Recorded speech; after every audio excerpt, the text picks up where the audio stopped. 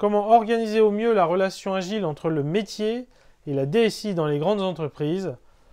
Quel rôle a le métier lorsque le PM est côté DSI? Voilà. C'était ça l'autre question dont je vous ai parlé tout à l'heure. J'avais commencé à évoquer. Bah oui. Qu'est-ce que ça veut dire? Et c'est très très très courant.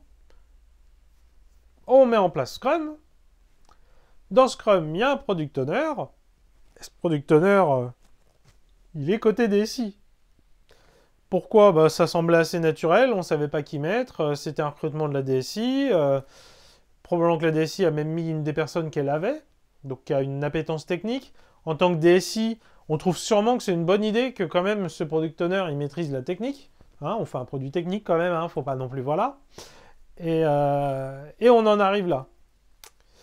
Et du coup, on crée clairement la frontière, hein, avec ce métier, ce marketing. Après, ça dépend de votre boîte, de votre entreprise. Hein. Mais ces autres gens, là, au loin, qui évoquent les besoins, ou qui ont plein de choses à dire, ou qui sont stakeholders, qui ont des rôles, là, la DSI, elle est là, et elle fait la frontière, et elle veut ses trucs à elle, quoi. Donc, bon, comment répondre? Bah, la réponse idéale, elle est facile. Enfin, en tout cas, dans mon point de vue, elle est simple, elle est directe. Le product owner, il doit être quelqu'un du métier. Tout simplement. Alors encore une fois, je vous redirige vers la vidéo qu'on a fait avec Frédéric Le Guédois. On n'est pas obligé d'appeler ça product owner. Mais voilà, la personne en tout cas qui gère le backlog, qui apporte les demandes et qui les priorise. Ça peut être un product owner ou pas selon le contexte, mais ce rôle-là, a priori, il existe. Et il est tant que possible chez le client, chez la personne qui a le besoin. Là, on parle de client interne, hein, métier versus DSI. Cette personne, ce product owner, idéalement, il vient du métier. Ça, voilà, j'ai envie de dire, c'est la solution simple. Alors simple modulo à la culture de l'entreprise. Elle est peut-être pas habituée à mélanger les silos comme ça, mais c'est bien le cœur du problème. C'est bien ça ce qu'on veut, c'est casser ces silos entre la tech, la DSI, le marketing, le métier, etc. Donc il suffit de les mettre dans la même équipe et c'est gagné. Alors attention quand même à terme, ça je l'ai déjà dû l'évoquer plusieurs reprises. Et les objectifs annuels.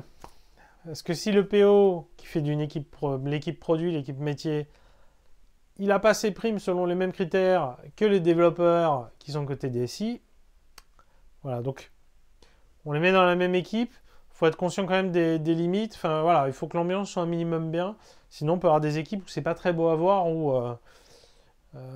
voilà, où bah, ça va peut-être fighter justement parce qu'il y a des objectifs divergents entre développeurs et PO.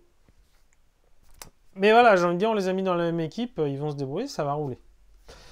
Et la partie donc la plus épineuse, hein, quel rôle a le métier lorsque le PM est côté DSI? C'est-à-dire que là, on n'a pas fait ce choix. On n'a pas fait ce choix d'aller prendre quelqu'un côté métier, de le ramener et de se dire tu es le PO de cette équipe qui est côté DSI. On l'a pas fait pour plein de raisons. Ça semblait, on n'y a pas pensé. Ça semblait impossible, justement, parce que c'est un autre département. Peut-être que les managers entre les deux départements se fight, se tapent dessus. Peut-être que juste on maîtrisait pas vraiment bien Scrum.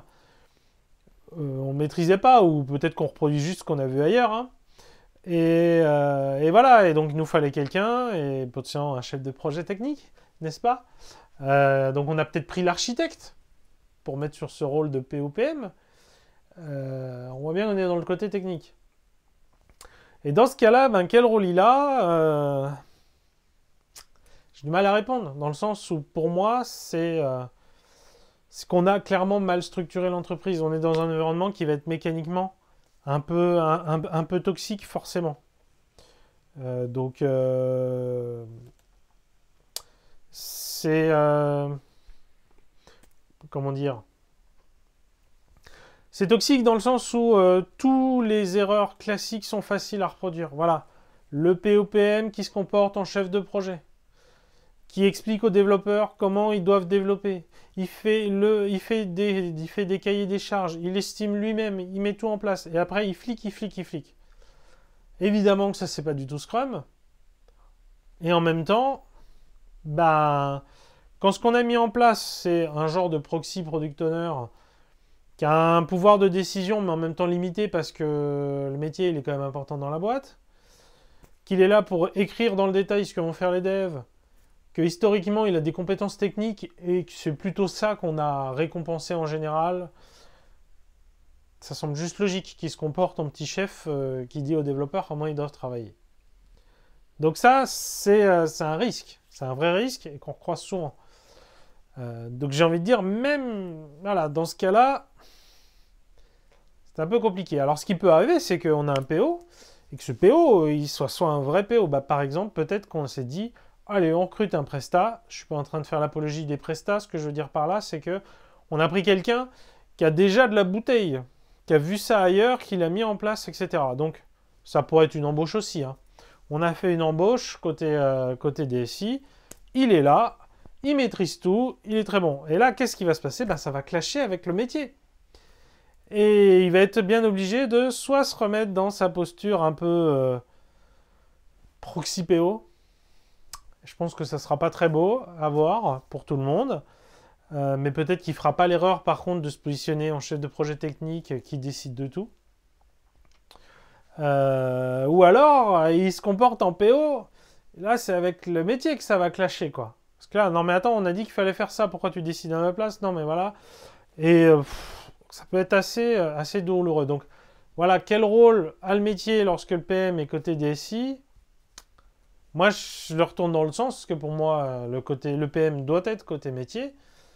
Donc le PM qui est côté DSI, soit c'est un proxy PO, qui fait peut-être pas trop mal le taf, mais bon, en termes d'agilité, c'est pas ouf. Soit c'est un chef de projet technique déguisé, et là on est à milieu de Scrum et de l'agilité, et l'équipe souffre comme pas possible. Soit c'est un genre de vrai PO et ça fight dans tous les sens. Voilà. Donc le rôle du métier dans tout ça, en quelques mots pour conclure, c'est de comprendre en fait ce qui se passe dans la DSI, de comprendre cette transition vers l'agilité. On est totalement sur la question d'avant. Se l'approprier, avancer avec eux, collaborer ensemble, peut-être sous cette posture d'expert qui intervient, mais clairement à terme le but ça va être d'être le PO directement, quoi. Ça c'est mon avis, évidemment chaque contexte est différent.